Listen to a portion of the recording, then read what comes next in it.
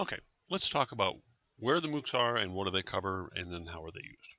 All right, where are the MOOCs? Well, like I mentioned before, Coursera was the first one.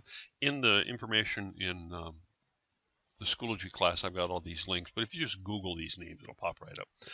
Coursera is the biggest one. edX is an X. Khan Academy. Udacity. Now, Udacity is purely for computer science, web building, programming languages.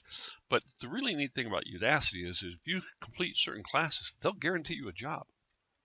And as I mentioned before, Stanford Online is another major one. Now, there are all kinds of other MOOCs. These are just the main big ones. And what do they cover? Well, math, science, basically it's everything. I mean, Coursera, edX, and Stanford Online are often your common college courses, both undergraduate and graduate. And Udacity focuses on training for computer science, and as I just mentioned, they're offering guaranteed jobs for completing certain courses, which is, I think, in today's economy, that's a pretty amazing thing. So, how are MOOCs used? Well, in the information I looked at, I found three major uses. Really, a recurring theme was they're becoming the new textbooks. They can be used either as the basis for course content or as a supplement to the course.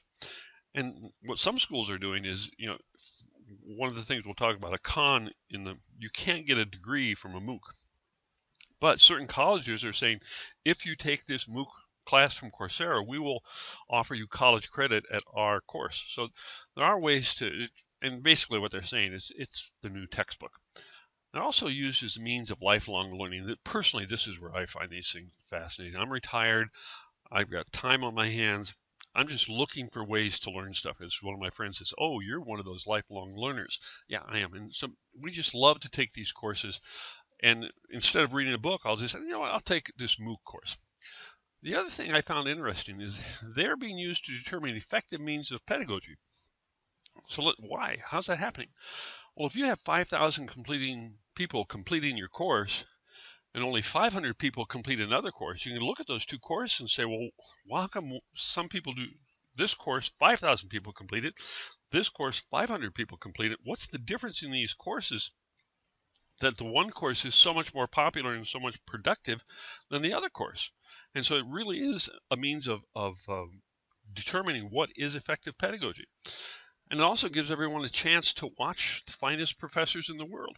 For example, there's a course on edX called Justice, and it's by Michael Sandel. This is the most popular course Harvard has ever offered. And you can just sit there in your living room and watch this world-class professor give lectures, and I can use that idea. So the ability to watch the best it really can up everybody's game, right? So now we're going to go into the pros and cons of MOOCs in the next video.